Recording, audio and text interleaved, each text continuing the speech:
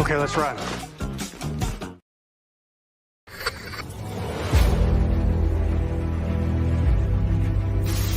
Your mission, should you choose to accept it. It's a quest. It's a quest for fun. Well, The Rock says, why don't we just cut right to the chase? Okay, now he wants to get together. Well, he wants to talk. I want you to do me a favor. I want you to tell all your friends about me. It's showtime, folks! What are you?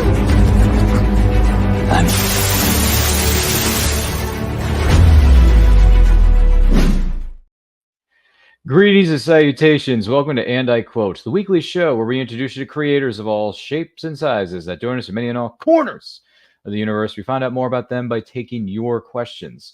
I am your host, Ryan of And I Quote channel, and our guest on this episode is indie artist extraordinaire Josh Melvin of Melvin Woodworking. That's an interesting name to say out loud. Josh, how are you, good sir? Good. Yourself? I'm doing quite well, and thank you for being with us. Now, if you have any questions for Josh as we go throughout the course of this episode, whether you're watching this live or what is known as a replay, let us know in those comments, let us know in the chat, and don't forget to like and share this episode of And I Quote with all of your closest friends, I should say. So with that out of the way, Josh, when were you introduced to the world of comics? I was introduced to the world of comics actually my end of my freshman year at Radford University. So we're talking spring of 2007. It's when I met my best friend, Danner. He has grown up on comics all his life, and he is the one who really got me into it. We went to a little Comic-Con, and then it was the next year. Yeah, the next year we ended up living together and ended up going to a different con. And I woke up so late to go to that con and everything. And then we were just sitting there, and I was digging through some, dating myself a little bit here, like 10-cent bins and everything. And I'm sitting there, and I find this giant run of all Moon Knight comics. And I was just asking him a couple questions about, so what's Moon Knight like? And he was like, think Batman, but think with like multiple personality disorder. I don't remember exactly what it's called now, but and I was like, "Ooh, that's kind of interesting." I picked up every single issue I could find that day. That was Moon Knight, and I still collect Moon Knight to this day. And I think I'm down to less than about 50 comics that he appears in that I don't have. Wow. All right. You're getting awfully close there. What would you say are some of your favorite comic book writers or artists, past or present? So, artist-wise, definitely David Finch is probably one of my all-time favorites. I've met him back 2012. I met him up at Baltimore Comic-Con, and he was one of the nicest people I've met. He took the time to talk with me, even though his line was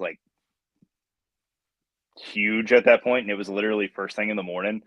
Because Baltimore used to be the only con he would go to in the States for a long time there. I know this past June he did make it down to Heroes Con down in North Carolina, and I tried my best to go, but just couldn't get everything to align to go to that. But writer-wise, ooh, that's a really tough one. Well, also artist-wise, I'd probably say Walt Simonson as well. And then Louise Simonson's also another one there that I think she's more of the writer side of things. Outside of them, I'm so picky when it comes to the writing on stuff. It's hard to really pick one specific writer. No, that's fine. That's fine. It's okay. There's a million names out there, so who knows, right? Mm-hmm. But that's all good, man. You mentioned some good characters there, so that kind of leads into our next one, which is, what would you say are some of your favorite comic book based movies or TV series? Oof. Movie-wise, I'm not allowed to watch The Dark Knight anymore because I can quote it line by line because I've watched it so many times. It dropped in theaters when I was at basic. back in 2000. What was that? 2010? 2008. 2008. Yes, I was at basic Fort Sill. I get back from my rehab and everything, and I'm back, and I'm sitting there, and it's on campus showing at the main student center on campus here at RU, the Bonnie, and I just happen to go in and I watch it. I did not miss another showing of it the entire time it was on being shown on campus. And once it came out on DVD, Blu-ray at the time, I bought it, and I literally just it would be my thing to throw on whenever I was studying. And so, Dark Knight is definitely one of the ones. I'm one of the few probably that really enjoyed the Moon Knight series on Disney Plus. I really enjoyed that. I will be the first to admit that is the last Disney Plus series I've actually managed to watch all the way through for Marvel. I don't know why. I've tried to get into what was it? Miss Marvel. I tried to get into She-Hulk. I've tried to get into all those, but it's just something about them. Just have not been able to. I did watch season 2 of Loki though. That was actually really good. That was really well done. Other movie wise, I mean, Endgame's probably one of the top ones everyone would say, but I don't know. There's I actually just watched Mystery Men again about a week or so ago, which is really random, but I still say it's pretty good. I know some people don't think it is, and I'm still a fan, even though this is gonna probably stir up some comments, but I am a fan of the Steven Spielberg Howard the Duck movie. Wow. It was one of the first ever comic book movies I was able to see. And it was one of those ones that it just stuck with me for so many years after that growing up. And then, of course, the original Turtle movies. I've watched those more times than I care to admit. The third one is probably my favorite, as bad as that is to admit. But I've always been into the samurai stuff, so. Wow. Jeez. Now I'm thinking to myself, do you like Howard the Duck because of a certain female young actress who may have been in it, known as Leah Thompson? You know, because she was quite beautiful. She still is now, but in her prime, I mean, she was everywhere. She was in so many '80s films that are iconic to this day, whether it's for good reasons or bad ones. Howard the Duck is for a bad one, but you know, movies like Some Kind of Wonderful. She was. I mean, you throw that one into the mix. She was. Gosh, what else was she? She's been in so many. It's hard to. I mean, obviously the Back to the Future trilogy goes without saying. That's where she got a really. I mean, she was already a good star before Back to the Future had come out, but she really blew up because of that. I think to a degree. I'm trying to think. Wasn't she in? Was it Lucas with Tom Cruise? Is she in that? I think she was. She may have been. Either way, she was beautiful back then. She still is now. One of these days, I hope to sit down and have a conversation with her about how great she was in the Back to the Future franchise, even though she's probably heard all those 50 questions millions of times, but she still feels them, so no problem. Leah, we love you. Wow. And then you mentioned Mystery Men. No, I'm Blue Raja. I'm not Stab Man. I'm not Knifey Boy. I'm the Blue Raja. See, that's another thing. What? I mean, you could get a little bit of blue. I mean, there's a green thing. There's a flowery thing happening there. I mean, it doesn't make a whole lot of sense. You know, if we just step out of our little mind. Sorry, I could go on a quote along for that one for a bit. But, and then you mentioned TMNT. I mean, come on. It's funny you say that the third one's your favorite. That's going to cause up a major stir in the comments. I know. Everybody throws a third one under the bus, and I will say, I mean, it's got its moments because it's Turtles, right? It's Turtles, and obviously, I like the opening scene with "Can't Stop Rockin'" by ZZ Top. I think that was brilliant. Yes. Still enjoy that training sequence to this day, even though Raphael's like, "What are we doing this for? Day after day, practicing, killing ourselves for what?" Oh, Raphael. You know, and then just puts his window down. Like, I don't want to hear this. I don't want to hear this. You know what I mean? Gee, by the way, what's this is a quick sidebar here, but what's your favorite scene in the original Turtles movie? The first one, the original. Ooh. Favorite scene. Let's go. I got to hear this. Probably where they're at the house in the woods. Oh, the cabin in the woods? Yeah, the cabin in the woods. Yeah. The house that time forgot, like Casey Jones says. Yes. Yeah. Well, yeah. First is a house that time forgot, and now this. Why can't I fall in with people who own condos? Yeah. You know, why can't we fall in with people who own condos? Anyway, it's weird. I don't know. I think one of my favorite scenes in that movie is the fight in the park between Casey Jones' introduction scene and Raphael in his disguise, in the trench coat, the whole nine. Oh, steak and Seiko bat. Tell me, you didn't pay money for this. It was a 2-for-1 sale, pal. Anyway, you and I can quote that movie all day long because we've seen it so many times. And you mentioned Dark Knight. Obviously, it's one of the most iconic films ever made. The late, great Heath Ledger, God rest the man's soul, gave an incredible performance. He would have gotten the Oscar no matter what, but that's the most terrifying, I think, live action wise, not counting Mark Hamill's, animated iteration. Heath Ledger's live action is the most terrifying version I think I've ever seen of the Joker on screen. So, not that discount Mark Hamill, because Mark Hamill, I mean, my gosh, the guy's a beast. So there's no question. But anyway, I digress. What else is really cool is that this episode of And I Quote is with our guest of honor, Josh Melvin, here on this episode. Don't forget to like and share this with everyone you know. If you have any questions for Josh, let us know in those comments or the chat.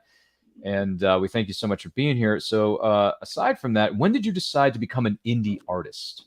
So it actually started, I picked back up woodworking right after my son was born back in December of 2018. And the people who did the baby shower for us are both former retired Air Force colonels. And so I had seen everywhere on Etsy that people were making these wooden flags. And I was like, I could do that. I've got all the tools. Side note, a lot harder than I thought it was going to be. Experienced my first ever piece of kickback on a table saw while building said flag, which was interesting, to put it mildly, but did that. Got told from there that I really needed to start trying to sell those all the time. It was a bad thing. It kind of sucked that we weren't near a military base, something like that, because I could really do well with them.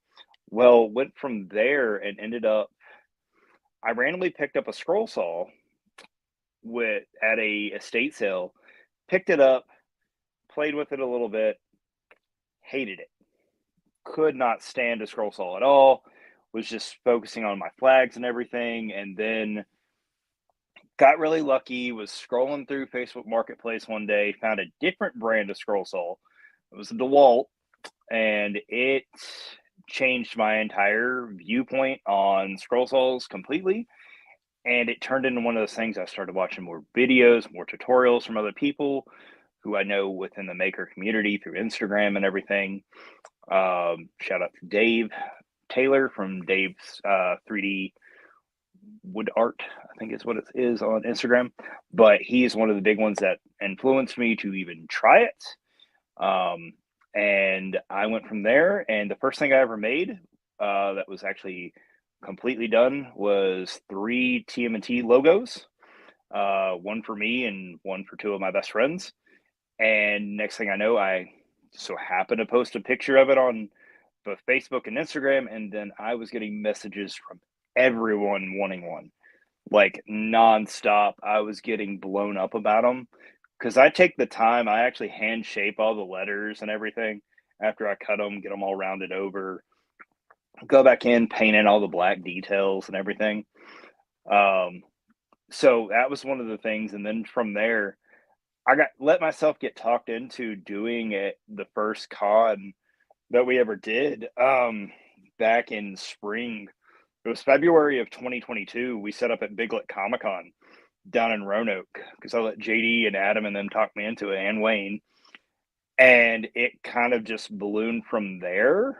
I was very iffy on doing it again after that first con because we broke even, but didn't do that great.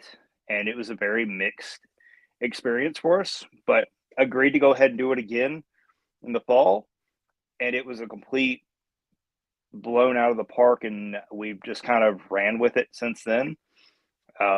Me and my wife, Dina, we have basically turned this into a full-time business on the side on top of our full-time jobs. So we do so many different things. We were just at a con this past weekend, and we had in total 117 different items. We had more than that with duplicates and everything, but we had 117 different things total for that were individually able to be sold. So it's kind of interesting, kind of weird how we've grown because I was looking back actually at a Snapchat memory yesterday at our third con we ever did last in February of 2023. We only had a total of like 105 pieces, and that was it. So we've massively expanded, grown from where we were. My goodness, that's a lot of TMNT requests for Yes. that, for that Yes. logo, among other things. I mean, among the other pieces of work, do not get me wrong. I mean, dude, the reaction to that is simply that. Yes! That's awesome! I mean, that's just great, man. Congratulations. That's awesome sauce. In the words of our friendly neighborhood TMNT, Bossa Nova. What? Bossa Nova? Chevy Nova? No. Excellent. Yeah. Sorry. I love that movie so hard. And it turns 35 next year, believe it or not. Yes. We're going to be doing a 35th anniversary watch along right here on this channel, and I quote channel. So if I were you who may be watching or listening to this, you should subscribe and ring that bell, because when we go live, it's going to be cowabunganess. Trust me, for that show, even though it's about a year away. So, but you know what? It'll be here before you know it. So that's great. So what would you say are some of the rewards about being an indie artist to you? So one of the things me and my wife, we talk about this every time after we're at an event or while we're at an event. We love seeing the reaction to our work and the different things we do. There is just something about being able to see it and we get asked so many times, "Oh, this is 3D printed?" And I'm like, "No, it's actually wood." And then the reaction on people's faces is like, "What?" And then we tell them it's all hand cut, and it's even more of a surprise. And it's like, yeah, this is my woosah kind of thing to do after my day job to where I can relax, and it just makes sense for me. And I've gotten so much quicker, so much better on the scroll saw, where I can knock things out that used to take me hours on end to do. I can knock out in like less than an hour now. So, but yeah, the reaction from seeing people seeing stuff, even if it's just a celebrity guest I'm gifting something to, or just some random person that's just walking by and just wants to see what we're do and what's possible. I love being able to talk about what you can and can't do with a scroll saw. So far, I haven't really found too much you can't do with one. So, No, I can dig it, man. So you're like the Al Borland version of Tool Time, just knowing how to do everything right properly. Whereas Tim, he tries, but he doesn't always succeed. You know. I don't always succeed. I won't even deny it. Okay. I've got a pile of projects back in the corner Do you? that probably will never see the light of day again because one mistake or another happened while being cut, and I don't feel like going back and spending the time to get to that same point again. No, it's okay. It's all right. It's kind of an experimentation thing, right? It's like trial and Yeah. error. You know, we do it with a lot of different things in life, not just putting something together with a scroll saw or woodworking, if you will. Flip side of the coin, though, what do you say are some of the biggest challenges about being an indie artist? Some of the reactions you get from people at time when you show off what you make, sometimes you just get some really odd reactions when you put a price that you think is fair on something. Some people just don't think it's worth it. And we actually had a really interesting interaction with a gentleman this past weekend when we were at Fanboy who got really rude with us about what we were charging for a Ghostbusters logo.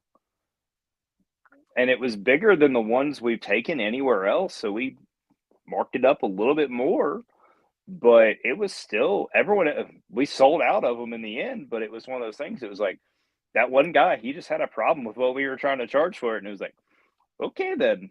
And then here and there, I'll just get some other just really weird questions about, are you sure you can get away with this? And I'm like, yeah. Thankfully, we haven't had any issues yet. So until we're in any kind of issues, I'm going to keep doing what I'm doing. So. Well, you know what they say, right? You can't please everyone. This is true. That's just a thing of doing business and stuff. But you know what, man? Your logos, all that good stuff, that's a big Twinkie. So, tell them about the Twinkie. What about the Twinkie? Sorry. That movie just turned 40 earlier this year, and it's one of the best comedies ever made. So well done, Ghostbusters. We love you. Too many good lines to quote in that one. Mm-hmm. Jeez. The whole first 45 minutes of the movie, I just can't help but keep laughing at everything that's happening on Yes. screen. It's ridiculous.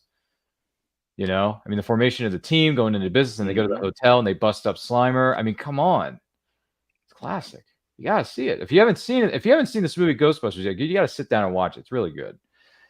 It's hilarious, and it'll probably make you hungry for some sandwiches and some Twinkies. And Twinkies are still around, by the way. Some people thought they were gone, but they're not. They're in fact still going. So if anyone needs Twinkies, visit your local supermarket or convenience store. Is that still a thing? Yeah, probably. No. You can find it anywhere. So with that being said, just a quick thing here. Melvin Woodworking stayed in 2018. So you've been doing this for, what is it, 6 years now? You've been doing this? Yeah, 6 years. And it's like I said, it started where I was just making wooden flags and everything, and just focusing on those. I made the old like wavy, like where I actually carved the waves into the flags with a couple grinders and shaped them, and those did really well for us for a long time there. And then, like I said, I got really lucky, found that DeWalt scroll saw on Facebook Marketplace, and that kind of sealed it for which direction we were going from there. Once I started getting comfortable with it and figuring out exactly how to cut stuff on it, and figuring out how I need to do my logo, my templates and everything. And it's how I've ran from there. So worked out really well. I would venture to say so. Once again, we are here with the incredible Josh Melvin of Melvin Woodworking here on And I Quote. Don't forget to like and share this with everyone you know. If you have any questions for him, let us know in that chat or the comments. And if you're watching this live or what is known as a replay, we thank you for being with us. Do have something to share with you, the person maybe is watching or listening, and for you as well, Josh. This is a piece that I met Josh at a Comic-Con. I believe it was Big Lick Comic-Con in Dulles Expo Center in Chantilly, Virginia. And I walked over to his table and I thought to myself, this is really unique stuff. And then he had this logo, which just happens to be one of the best movies ever made. And it's a perfect movie, by the way. Back to the Future. So how long did it take you to put this piece together, if you had to guess? That specific piece, I would say between cutting and painting, was probably about 2 hours or so. Mainly Great. just due to the painting aspect, because as you can see there with the way I did the backer, sorry, the backer there, I actually used a different kind of spray paint than I've ever used. It's a marbling effect spray paint, and that was a trial and error.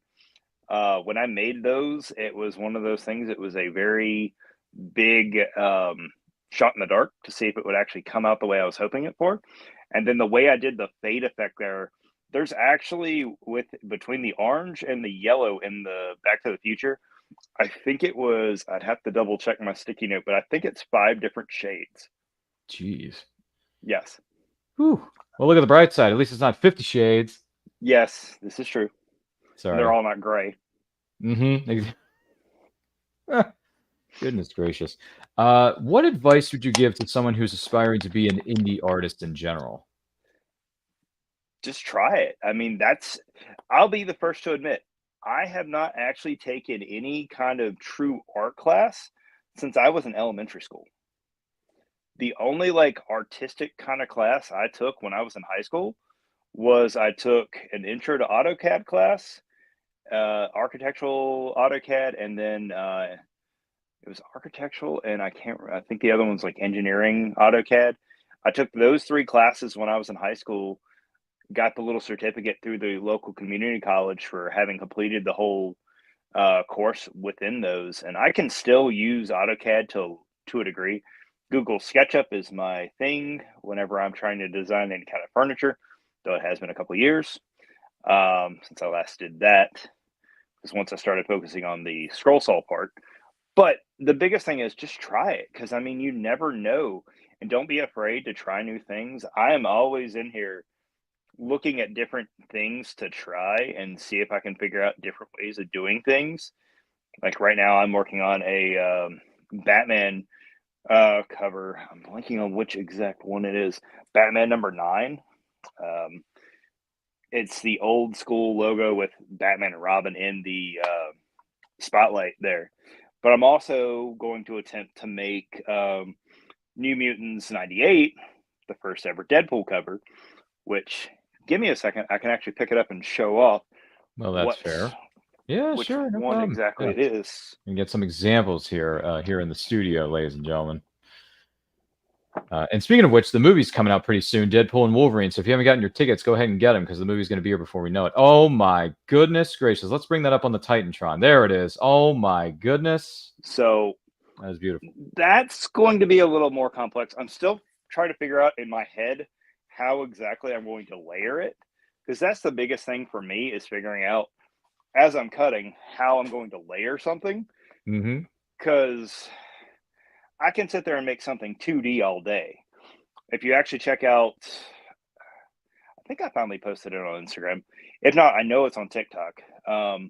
But I did recreated the Action Comics #1, the iconic Superman holding the car, and that one, the more I look at it and go back and think about it, I probably should have brought the car and Superman out into the 3D on a third layer, because right now it's all just 2 layers. And the more I look at it, the more I'm rethinking, like, all right, when I remake this one next, it's going to have another effect to it where it's going to be really 3D and really pop. But that's just one of those things. Sometimes here and there, when I redo something I've done in the past, I will think of a different way to try it, or I'll come up with a new idea of how something can look if I actually spend the time to do it just a little bit different. And sometimes it works out great. Sometimes it bites me. I've got I used to do little cutouts of Pokemon and everything. And I've got a Charmander that I cut the backer out probably almost a year and a half ago now. And I haven't cut all the top layer pieces for it yet, because the way I stack cut all my things, so I usually cut more than one at once. It's one of those things where it fell and off my table at one point, popped apart after I'd already drilled all my holes for the pilot holes I do so I can get my blade through. And it just turned into one of those things. It was like, well, I'll get to that when I get to it. Not gonna be anytime soon. And like I said, it's been probably about a year and a half now. So, Jeez, time flies. For sure. Where do you see Melvin Woodworking in 5 years as a business? so I hope for it to actually be a full-time business at that point, where this is my full-time focus. I'm not juggling 2 basically full-time jobs at the same time. Hopefully with a little bit more space to expand with some more technology and everything, because there are so many different things you can do with woodworking. I've slowly started to dabble in some of the others, and not all of it's just straight woodworking. Some of the other stuff I've got interest in is like engraving, like tumblers. I want to get back into doing some CNC work here and there. I do have a CNC in the back. It's a Shapeco 3 XXL for anyone that is familiar with them. It works for the one project I use it for, which is a really funny little use the force of sign of Darth Vader sitting on a toilet. And it works perfect for that, but anything outside of that, I usually fight it tooth and nail for up to 10 hours. So I have it set up just to do my one dedicated project, and that's about it. It's paid for itself at this point, though, out of those. So it works out to a degree, but at some point I do need to upgrade that. I want to get some other upgrades in the shop. I hope that we're in a bigger space and I actually have dust collection, because currently I do not. Yeah, that could be kind of a problem. Yeah. For a couple of different reasons that we don't have to go into here on this program, but if someone else wants to do it on a home improvement type show, or what do you call it, like Home Depot or Lowe's type show, knock yourself out. Hashtag these people are not sponsors, but if they want to be, call me maybe. With that being said, any special memories for you from being at conventions, whether you're there as a vendor or there as an attendee? So one of the first times I ever went to a con as an attendee, it was one of the first when Big Lit Comic Con down here in Roanoke started really getting big. I got the chance, and this was when I was still using the first scroll saw I ever had, the Dremel. I decided I was going to make the green and white Power Ranger helmets as a little cutout. Jason David Frank was there. And I managed to paint those beforehand, take them with us. I was going to offer to give him one of them, preferably the White Ranger one, because I kind of messed that one up a little bit. But you can't really tell it unless you look really close.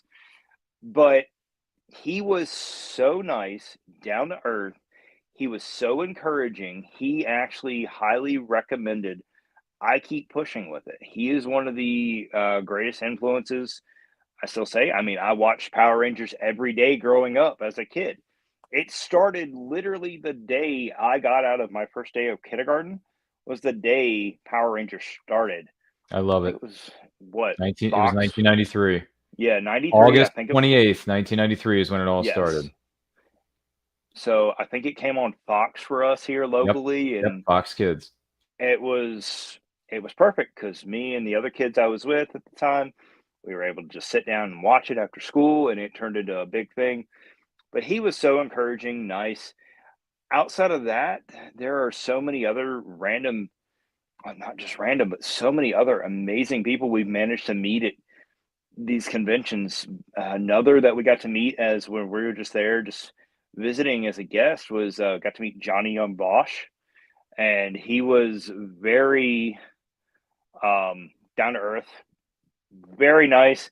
I actually made 3 Inuyasha pieces from bleach, and it was down and dirty, quick thing that I made within about, I want to say it took me like 3 hours or so.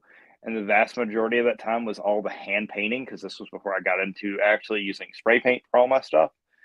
And I hand painted every single piece on all that. Even the backers were hand painted, which was a lot of hand painting.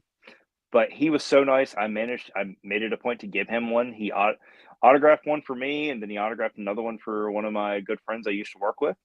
Shout out Leslie.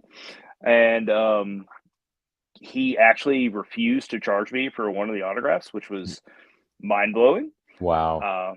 Outside of that, I did get to meet, I've now met him twice. I got to meet Jim Cummings at Big Oak Comic-Con as well, in the middle of COVID. If you actually go back to October 31st of 2020, you will see this piece on his page of him holding it up before he actually autographed it. But I knocked this out in 3 days because we were so unsure on if the show was actually going to happen or not. But he autographed it for me and everything. And this is one of the things I made the mistake of taking this with me to one of the first shows we ever actually set up at, as just an example of, hey, people will autograph it for you. I had so many people trying to buy this off me. I have since recreated this multiple times, but this specific one will never leave my collection. No, of course not. I mean, it's Jim freaking Cummings. You don't want to let that go. Exactly.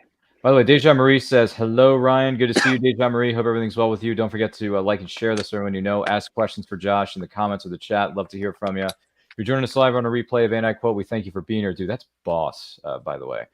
Jim Cummings, that's a great logo, too. That's just, I mean, that's so outside the box, you know, and some artists do that. A lot of them do, actually, but not always. And you do, and I find it very unique. Just out of curiosity, though, has anyone come up to you and say, have you ever considered putting together a, what is it called, a commissioned you, right? Is that people commission pieces?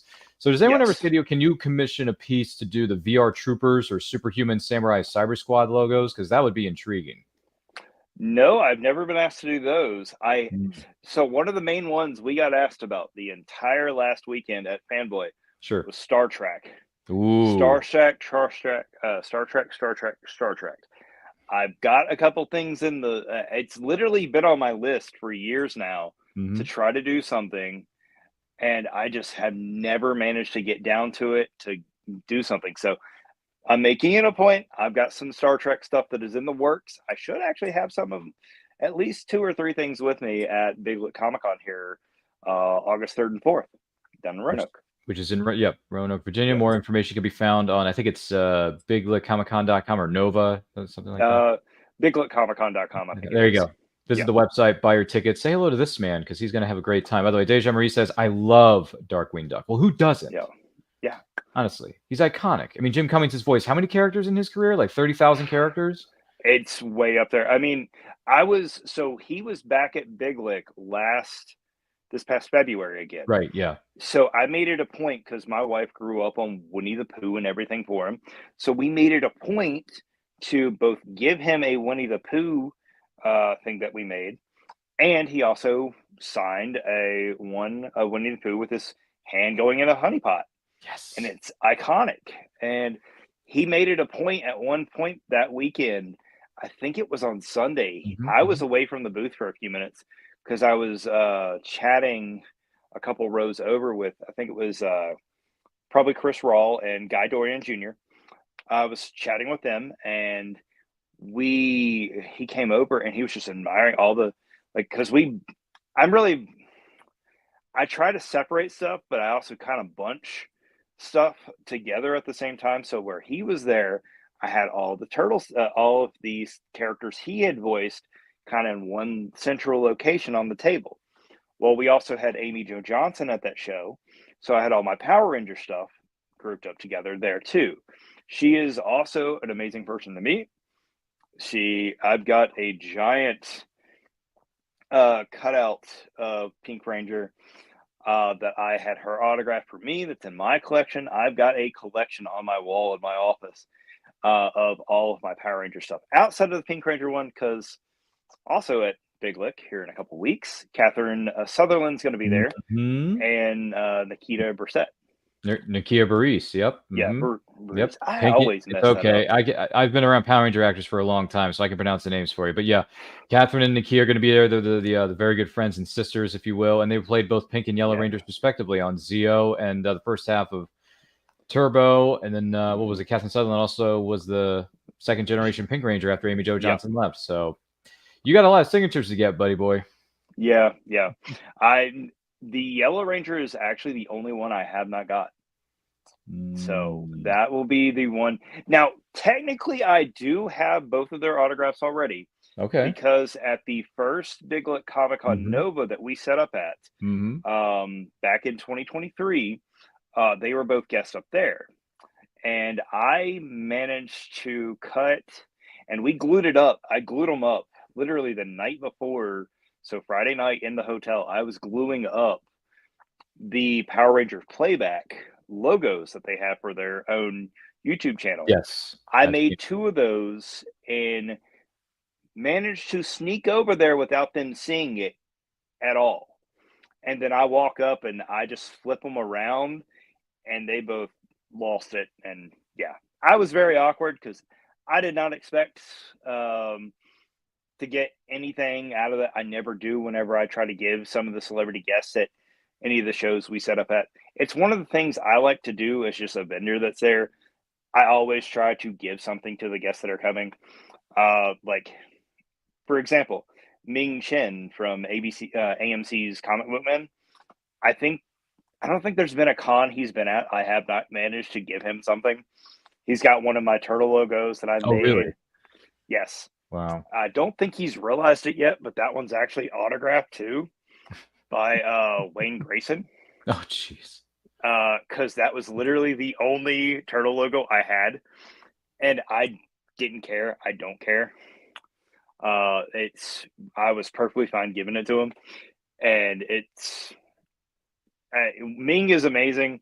Shout out to Ming. I've got one of the more recent things when I saw him last, actually back in February.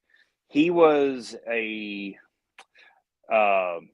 inspiration for one of the panels within one of the Turtle comics now I'm blanking on his name. One of the artists used Ming as the inspiration for Mikey is actually doing a podcast. So I took the panel where it was of Mikey doing the podcast and recreated it out of wood and gave it to Ming. And he was so surprised because I managed to keep that secret. I am not the best at keeping secrets. I won't even deny it. because if any celebrity guests are ever coming to one of the cons in Roanoke or any of the ones we're going to, you can usually figure out what I'm making for you if you're coming, because I usually talk about it on my stories on Instagram. I'm really bad about doing that. Sometimes I manage to keep it quiet, but not always. No, I dig it, man. That's really good stuff. So, well, congrats on all the things that you've been able to accomplish over the course of your career. And not only that, you're going to be hanging out with some of the biggest names in the world at what is it called, Big Lick Comic Con here in a few weeks. Yep. So, and yes, I did hear about the news that Catherine and Nikki. I've met them numerous times over the years going to con, and they are always good to you. They're always gracious. They're always happy to see the fans. Always happy to sign stuff. And they got, by the way, they got some really good T-shirts nowadays at their booths. My goodness, they got some mad looking T-shirts. Mm-hmm. So.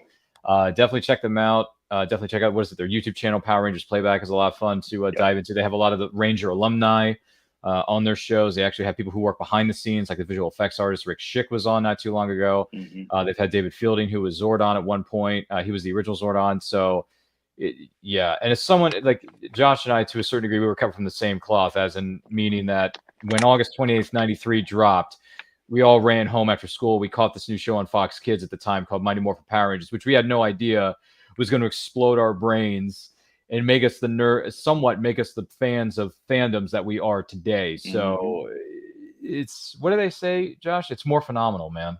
That's what it is. It's simply that.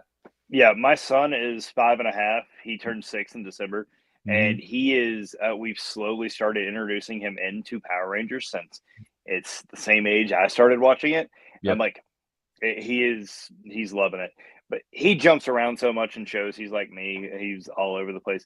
He's a huge fan right now of Bat Wheels, and it's very interesting. It's based about all the cars, different cars that Batman and Robin and Batgirl had, and Batgirl, It's really cool.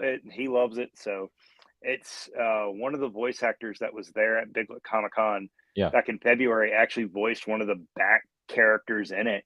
So I made it. It was the most random thing.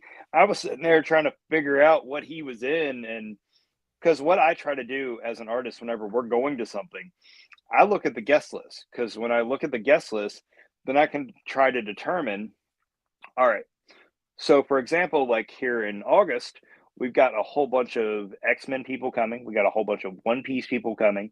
Which is awesome. Got a whole bunch of Power Ranger people coming. Oh, yeah. So I'm focusing a lot of my stuff that I'm making extra specifically for the show based around those specific people, because that's just the way I think about it. And I'm like, if I'm there to meet these people, if I find something really unique that I can get them to autograph for me, I'm going to do it. So just make sure you have plenty of Zeo stuff for Catherine and the Kickers, because they were Zeo Rangers. Don't forget about that. Yes, no. I was actually earlier this morning. I was finding images to try to base stuff off of and research. I spend more time hunting for ideas and researching stuff. Not just here. I will literally be laying in bed at night if I can be an insomniac at times, and I'll be sitting there and I'll just be scrolling through Google on my phone for one of the next like 2 to 3 cons if guests have been released for them yet. I'm like, ooh, this would be really cool for this person. Oh, that would be cool for that person. I'll wake up the next morning and be like, how did I get an additional like 60 pictures on my phone? And then I'll just be sitting there and I'll be like, oh, okay, yeah. Yeah, I'm not the person to ask to find a picture on their phone, because I think earlier this week I looked and I was over 30,000 pictures on my phone. Good Lord. I am bad about storing stuff. And part of that goes back to when I was in college and right after I graduated. I used to run a couple meme pages on Facebook. So, yeah, got out of that a while ago. Well, we're learning as we go. What else we're learning as we go is how great of an artist and how big of a fan of Power Rangers he is, known as Josh Melvin on And I Quote. Don't forget to like and share this with everyone you know. If you have any questions, let us know in those comments. And if you're joining us live or what is known as a replay, we thank you for being with us. Good Lord. Well, that's great stuff. And it sounds like Big Lick Comic Con is going to be a great show here in a couple of weeks. So if you haven't bought your tickets yet, go ahead and buy them and say hello to our good friend Josh Melvin over there at his booth. So that's going to be a blast for sure. And you know, Catherine and Nakia are two of the nicest people I've met on the Power Ranger circuit. Most of them are, really. I mean, pretty much all the Rangers I've met up to this point in the game, 12 years of doing this, they've been pretty nice. So if you ever get a chance to see them, please do. And by the way, that's awesome that you got a chance to meet with Jason David Frank. Unfortunately, he's no longer with us. But that's cool that he encouraged you to keep going, because I've met him 4 times in the course of my Comic-Con career, and he's been enthusiastic every single time. Whether he's running on fumes or not, it doesn't matter. He just keeps on pushing until he can't push any further. He's cool. I've met him. He's signed some of my DVDs because I had Turbo and MMPR, the movie, on DVD at the time, by the way. I actually got a friend of mine his autograph on one of his 8x10s. I think it was one of his early 8x. I think it was when he first showed up as the Green Ranger. It was an old school one from the Power Rangers fan club one where he's doing this, kind of thing. It's good stuff. So, and once again, rest in peace to the incredible Jason David Frank. We actually paid tribute to him a couple of years ago when it happened.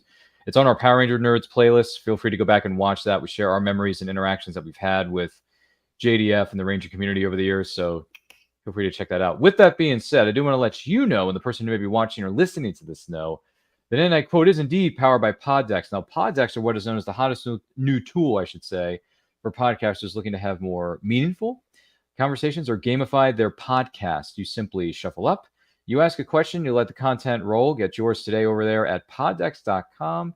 Use the promo code Ryan10, that's RYAN10, Ryan10 for 10% off your order. So Poddex wants to know, Josh, which activities make you lose track of time? Oof.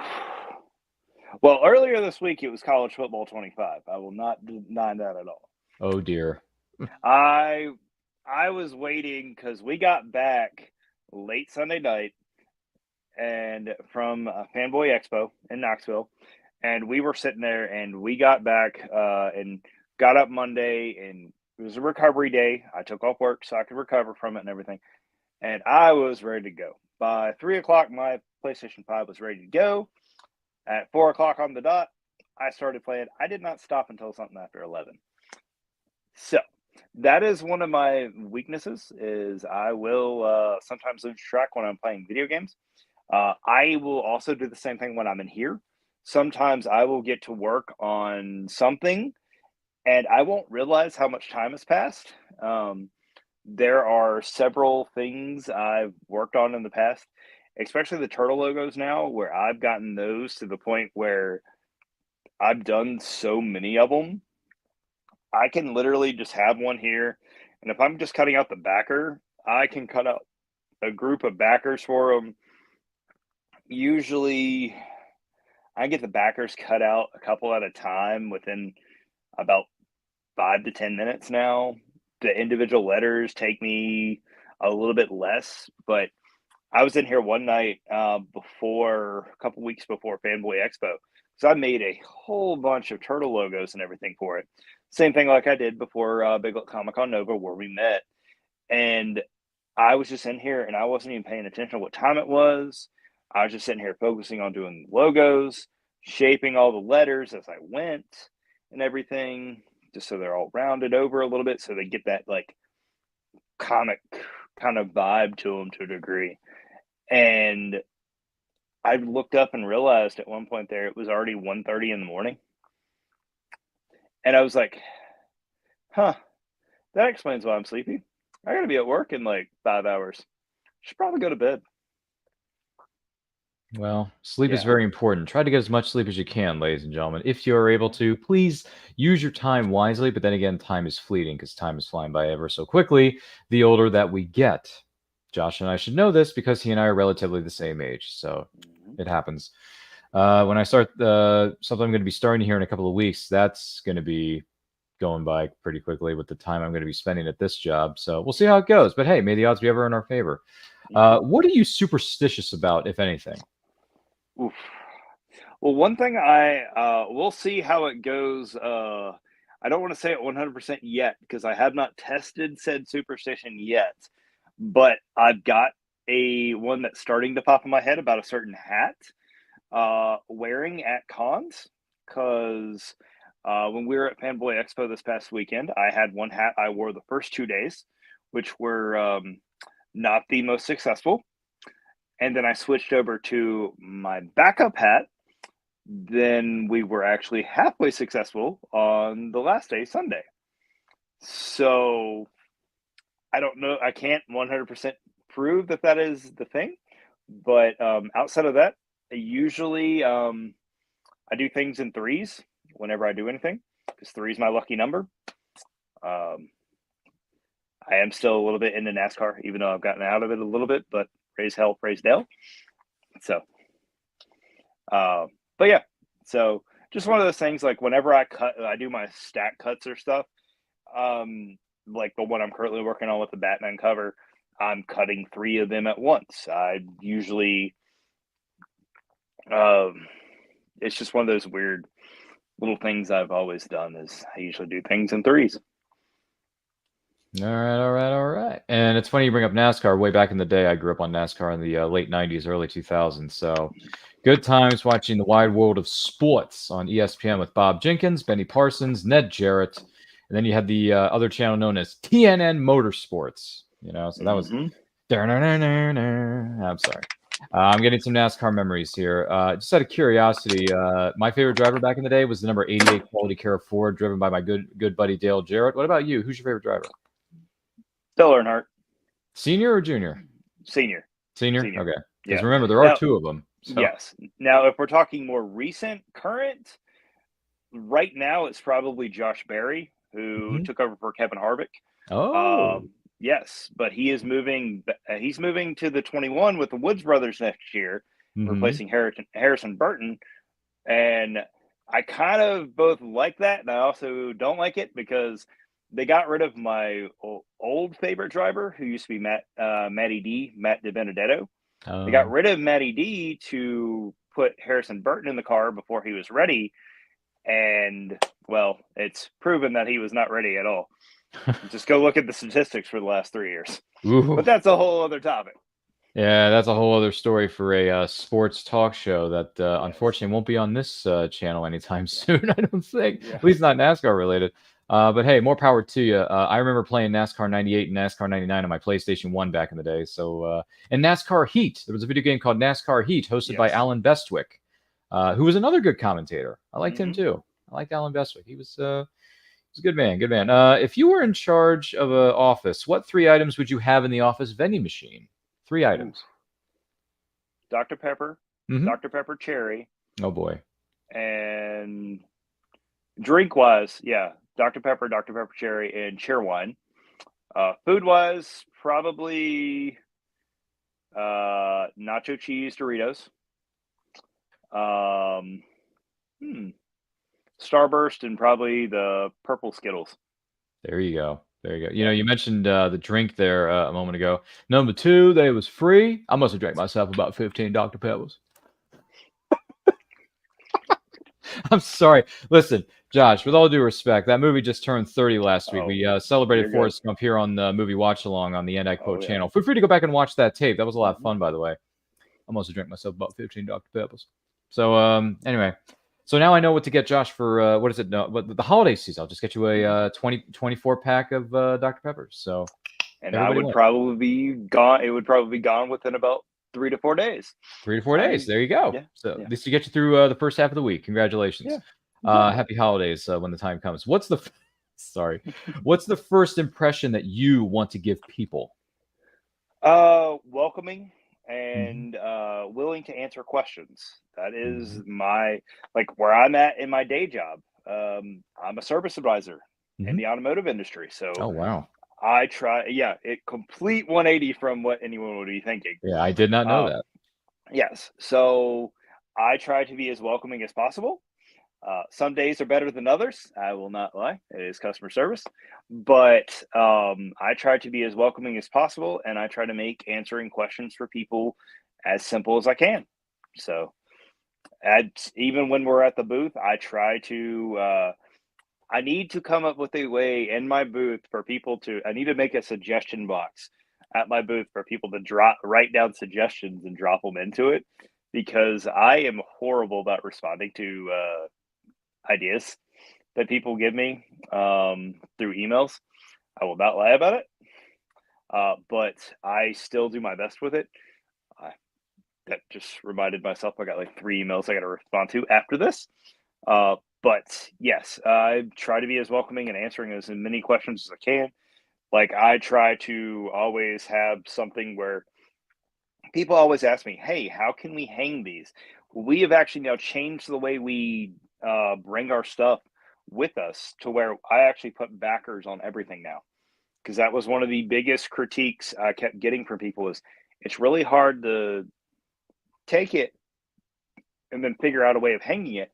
I mean, you can use the command strips, the 3M command strips. I know I suggested it to you with the Back to the Future piece, Yes, you did. and those work great. Those are what are hanging up every single Power Rangers piece that is in my office. Oh, I've nice. got 3M command strips. Actually, I think 2 of them are held up with the Walmart knockoff of the 3M command strips. Jeez. Yes, I'm putting a lot of faith in those. I will not lie. But they've been up for almost a year now, and knock on MDF, nothing has fallen. So, but Well, that's good. Well, that's good to know. And by the way, just out of curiosity, since you mentioned something known as the suggestion box, do you take commissions? yes, we will take commissions.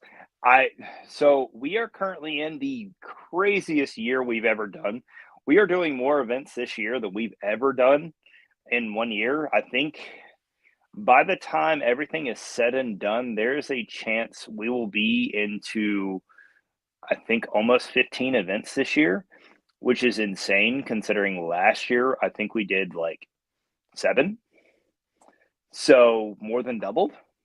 So I keep telling people, especially as the holiday season gets closer, the quicker you can get me a question or an idea, I can more quickly get you an idea on if it is feasible or not.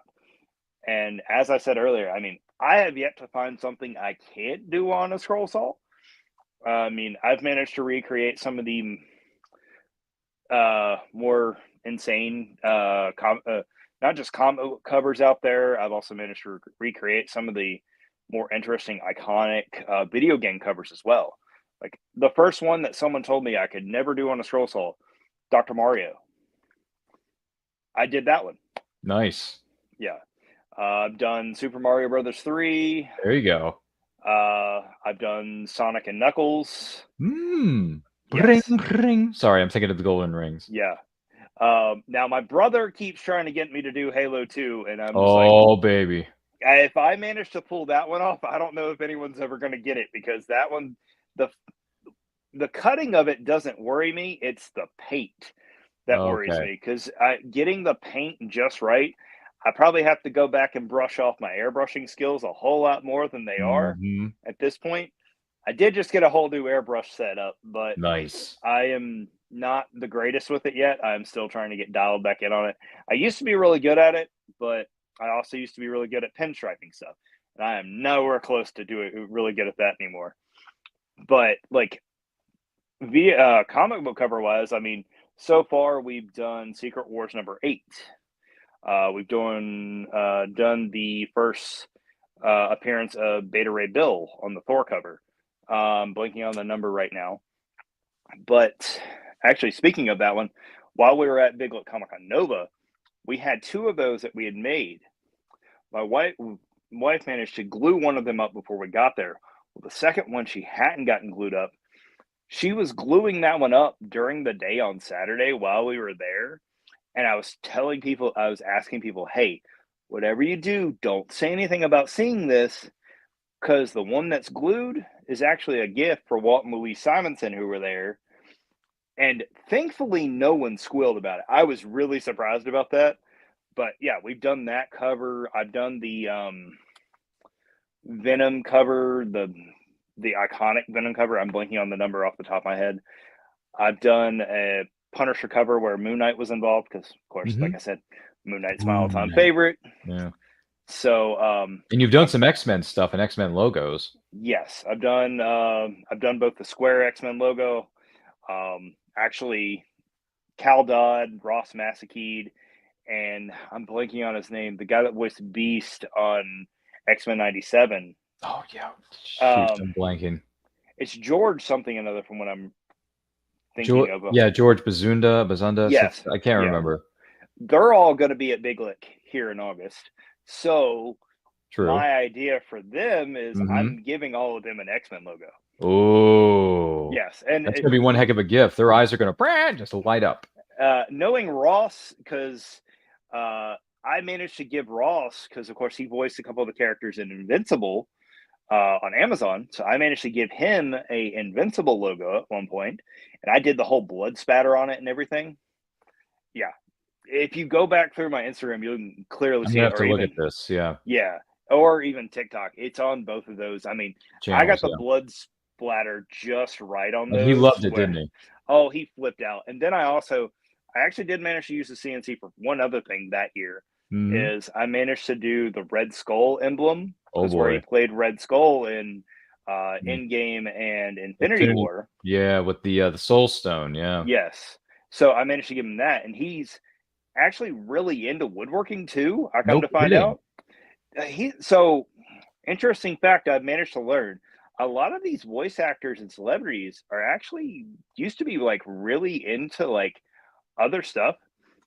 Townsend Coleman, one of the voice actors in TMNT, he used to use a scroll saw to make Is that wooden right? puzzles for his grandkids. You're kidding me. No, Well, he's Nolan. actually they just announced him as gonna be making an appearance at RetroCon in the month of September Yes, in Oaks, Pennsylvania. If anyone's familiar with that event, look up retrocons.com. That is a fabulous event, by the way. yeah. And then Nolan North, who voiced Nathan Drake in the those video games on Mhm, mhm, PlayStation, mhm. he was formerly a Finnish carpenter.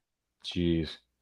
Um, You have a lot in common with these voice actors. it is surprising, and it's confused me a little bit. And I'm like, okay, this is awesome, but at the same time, it's like, how in the world did I manage to find a hobby that I'm I trying to turn into a little bit of a business well, that they also know about? look It's just look forward to seeing the X-Men cast's, reactions to what yeah, you're gonna present to them at Big Lit Comic Con this summer. yeah.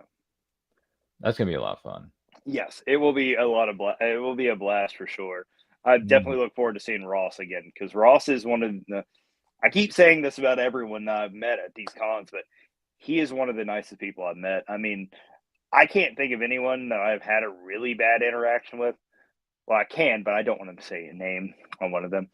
But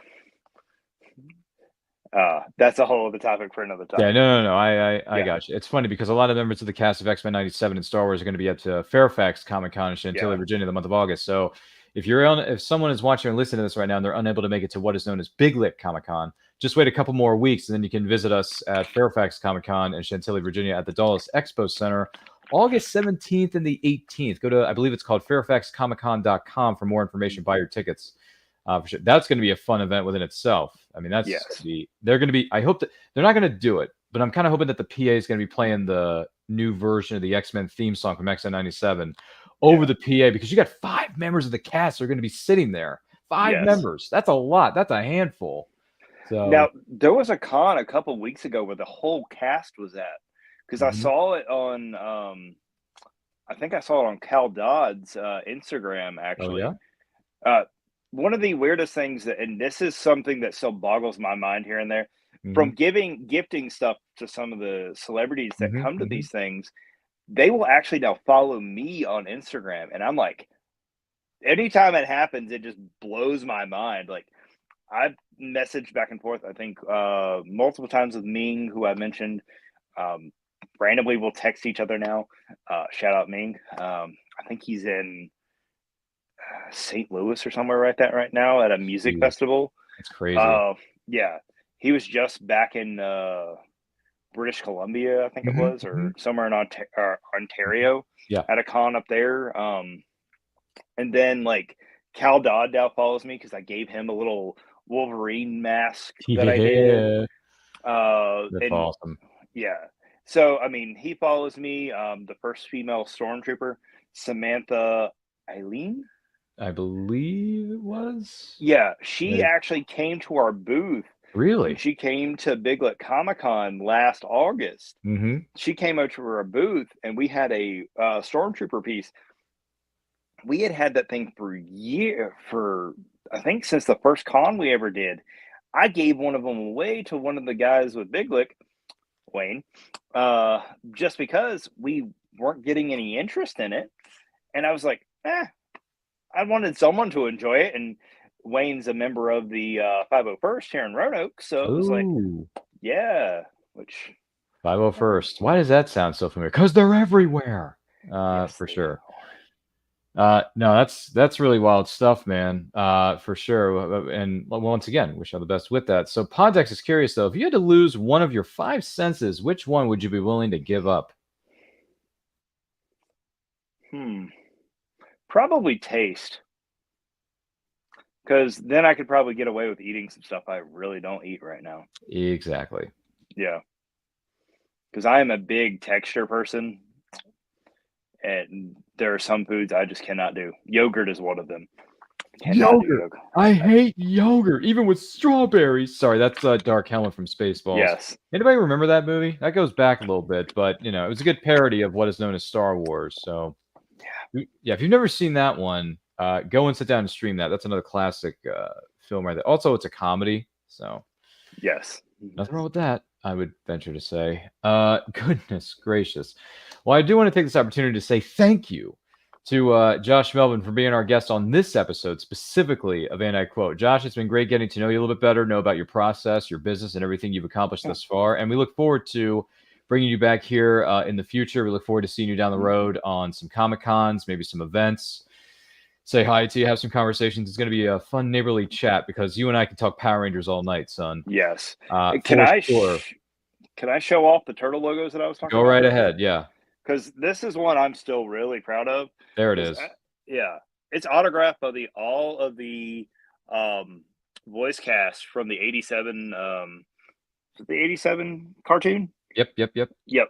So all of them autographed this, including Renee, who was April. So yes, I made a mistake when I took these with us to Big Up Comic Con Nova because I only took 2 and I took the second one. So yeah, I got that autograph by everyone, and it is one of my it's up there with my Darkwing Duck my Darkwing Duck logo. It will never go anywhere. Well, that's good to know. Yeah, if you have a collectible, please hold on to it for as long as you can, or if something should happen, pass it on to the next generation. Make sure they keep it in the family, or keep it in the legacy, however you want to slice it and dice it. But Josh, it was great talking to you and for you to be here. If someone wants to know more about you, find out more about your business, and maybe find out what shows you're going to be appearing at, or maybe perhaps even purchase a piece of your artwork, where can they follow you? So you can follow me on both Instagram, TikTok, Threads, Facebook, all at Melvin Woodworking.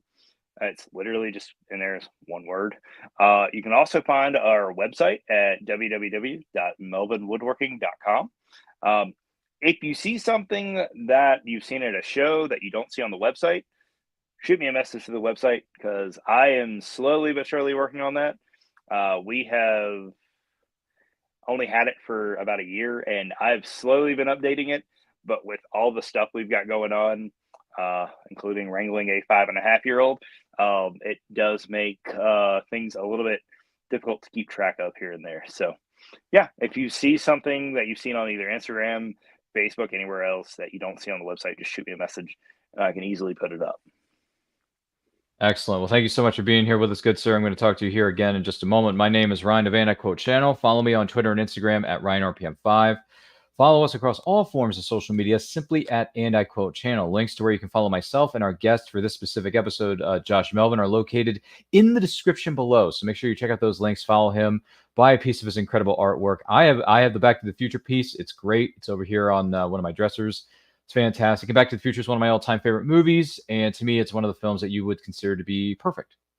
And I think Josh Melvin is a great artist in that regard. So we're also trying to reach 5,000 subscribers before the end of the year. Please help us get there. We're going to hold some special giveaways that you, our incredible viewers / subscribers, are going to be eligible to win when we do a great big live stream celebration once we reach 5,000 subscribers on this very YouTube channel that you are watching or listening to at this very moment. We also have merch that is on sale. Links are in our social media bios, such as shirts, hoodies, stickers, coffee mugs, stationery, posters, throw pillows, all that kind of jazz. So definitely check that out. We appreciate every single one of you, and we appreciate your support so much. And I Quote is on Saturdays, 12 p.m. EST. Movie watch-alongs are going to be between Fridays and Saturdays now, 7 p.m. Eastern Time. And also, we're going to be bringing back a show that we've put on hiatus for a long time, but it's time to bring it back. And it's going to be coming back on Friday, August the 2nd at 7 p.m. Eastern Time here on And I Quote channel. I'm going to share with you a sneak peek of that in just a moment. Well, once again, thank you all for being here. Thank you to Josh Melvin for being our guest. Don't forget, like, comment, share, subscribe, ring that bell to be notified when our videos go up or they go live. And remember, life is better when supporting indie creators and small businesses. Take a look at this and a special sneak peek at the show we're going to be bringing back here on Friday, August the 2nd, 7 p.m. Eastern Time with a brand new panel of guests talking about, well, a certain thing called fandom. Take a look. Famous Faces and Funnies in Melbourne, Florida is leading the way in pop culture fun. From comic books and graphic novels to Funko Pops and collector's items, Famous Faces and Funnies has it all. Rick Shea and the professional team at Famous Faces and Funnies are friendly and knowledgeable. Whether you're looking for toys, props, collector treasures, or a new comic book, Famous Faces and Funnies is your one-stop shop. To find Famous Faces and Funnies on Facebook and Twitter, just type at FFF Comics.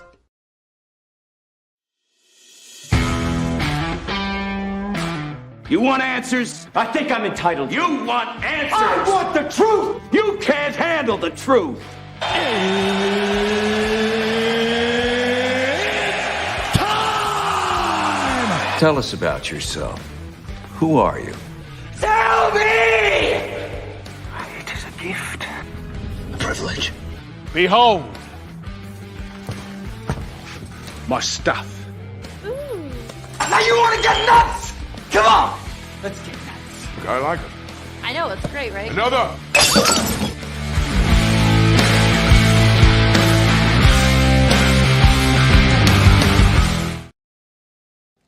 Good morning! Oh, and in case I don't see you, good afternoon, good evening, and good night.